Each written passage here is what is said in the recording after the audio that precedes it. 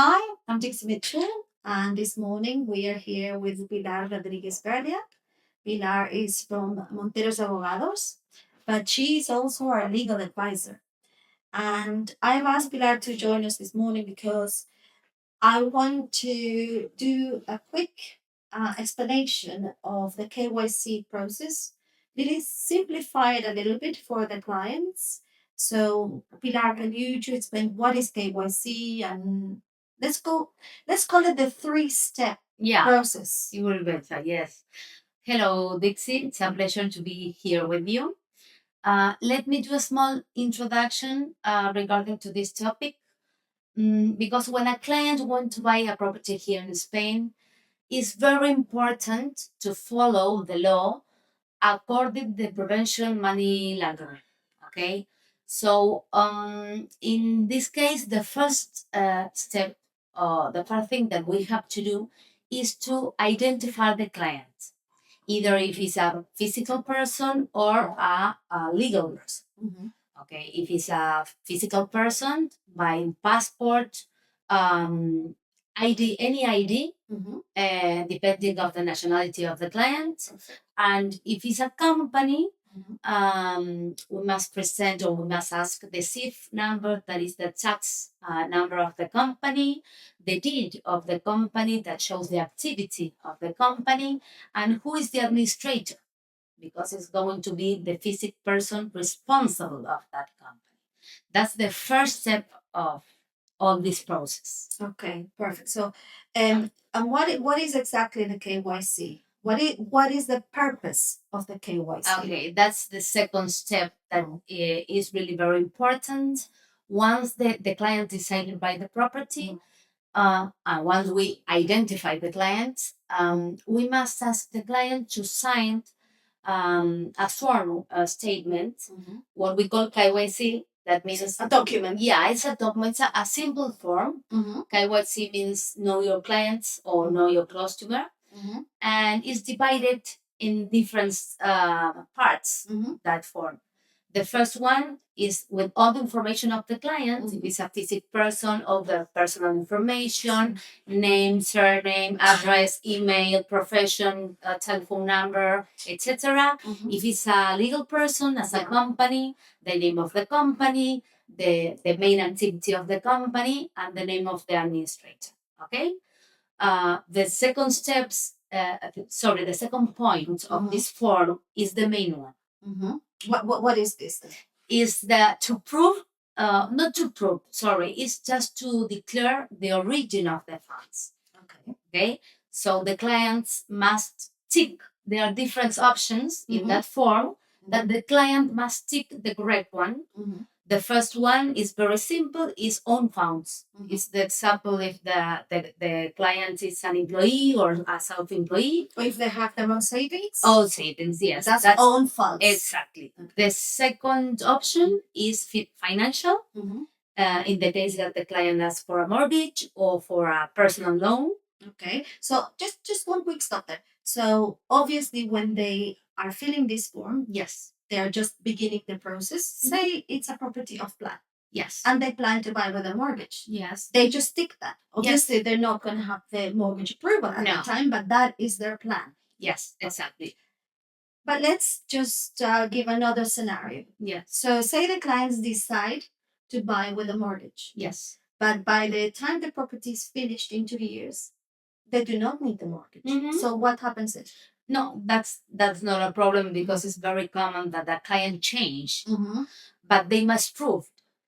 Okay. Okay, in the end of the process, they must prove the origin of the fund. If it's a mortgage, the bank is going to provide that document. Mm-hmm. Okay, if it's a personal funds, they must show with any other document. That's step number 3 that now we are going to explain it, how they prove. Okay, Perfect. Yeah. Sorry to stop you there, but no it's just problem. with the different experiences from different clients, and Yeah. I know sometimes they get confused. I just wanted to make it clear for everyone that Yes. even if you decide for the mortgage, you can, if you have the funds and you don't need it, it's not a problem. Yes. Okay, and then the third option, And the third box is others, what we call others. Is special situations. Suppose that the client sells a property and use that funds to buy another property. So in that case, they must tick that box, or by an inheritance, or when they sales company shares. That box is the correct one. Perfect. Okay, so a company, if a property is purchased by a company, they have to, and they're using the funds from the company, the dividends or the shares. Yes. It's in that box. Yes. Well, or in the first one, and they must detail the activity. The third box is just for a special situation. Okay. If you suppose you are the owner of your company and you decide to sell your shares, you present that deed. Okay. And you prove that the funds come from that sale. Okay? Perfect. I'm clear? Yeah. Okay. So just to clarify that point with regards to a company purchasing the property, the box they tick is own funds. Yes. Right? Perfect. That's wonderful. Okay. Now another part of this process that the feedback that I received is that clients tell us, oh, this KYC format is different from the lawyer, and there seems to be different formats of the KYC. Yes. Why is this? Now, in the reality, the content is the same. Okay, because according to the prevention money laundering, the information and the documentation that we must ask for our clients is the same. It's just the difference in the format, because each developer has its format, each professional use their format, or each agency, but the content is exactly the same because it's according law. Perfect. Because in the end, what we need to provide is to back up where the funds are coming from for the purchase of that property. And before we go to the final step, as we've tried to simplify this, who are the professionals, Pilar, that need to have this information, and please why? Yeah, I'm going to explain this because I know that is not very comfortable for the clients when any professional asks this documentation. But the law says that any professional involved in all this process, agencies, lawyers, advisors, developers, banks, should ask all this information for the clients. Okay, Perfect. Legally, the main idea is not the main idea. The main reason is because we must show the traceability of the funds. What I mean, the traceability is the root of the money. Okay, so that's great. We've got the first step to identify who the client is by some sort of document. Yes. Secondly, is to tick the right box. So basically, where is the money coming from? And what's the final one? And the final one is it's a very important part of the process, because the client must show and must support by documents all the box that they ticked in order to. Yes, and all the information that they put in the sworn statement. If suppose I'm going to give you an example, on funds, because the client is an employee, he must present the three salary slips, the tax return, and a bank statement. If it is a company, the last annual account, the last balance of the last year, and the deed of the company. Or it is an inheritance, the deed. If it's a sales of a property, the deed of the sale. Okay. Excellent. Okay, that's perfect. So, and I'll just extend a little bit on each of those points. Yes. Say they have a sale of a property, but the property is not sold at the moment. Yes. That's not an impediment, right? Because they know up to the end of the process. At the end of the process, if you are declaring that your funds become the origin of the funds is because you sell a property, in the end of the process, you must show that it. Okay. Okay. So if it's not sold yet, it's not a problem because it's in the process of being sold. Yes, exactly. Perfect.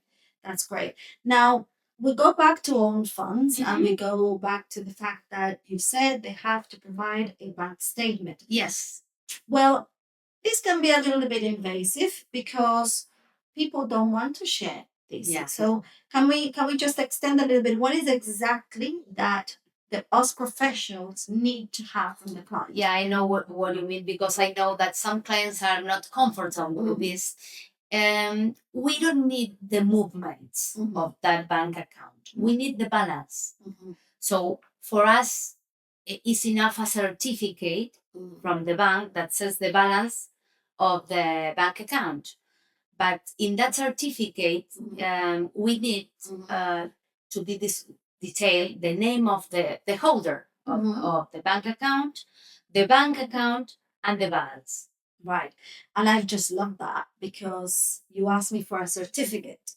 And this is a bit of a little hurdle that we find because in Spain, we have a process where a bank can provide a certificate. You could do it online from your app, it's very easy.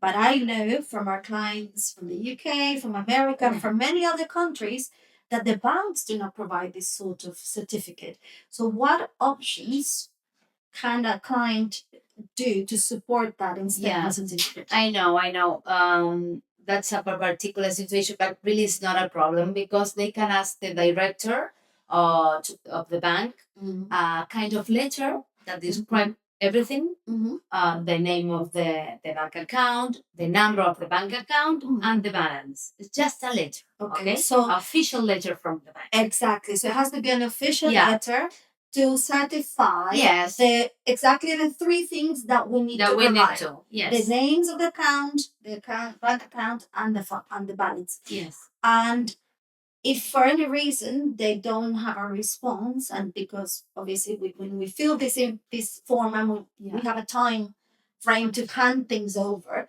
another option would be the statement. Yes, the bank statement that you can show that you are the holder of the bank account, the balance, and you can cover the rest of the information because I know that by protection law they don't want to share the documents. Okay, but I think that a good idea is to have the bank to prepare a official letter. Perfect, very good. So I think that we've clarified quite a lot of points to help our clients fill in this form.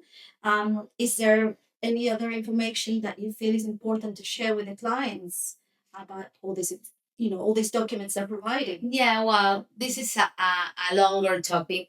So I think that what we have talked about is the main information that they need. So I hope this helps your clients.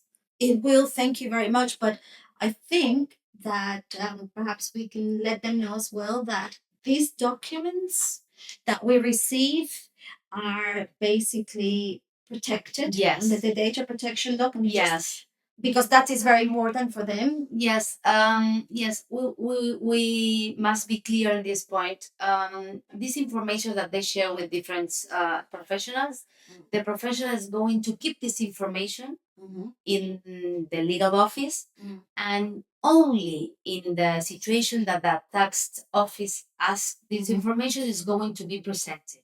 If not, this all the information that protects the law is going to be in the hands of the professional that is involved in this process.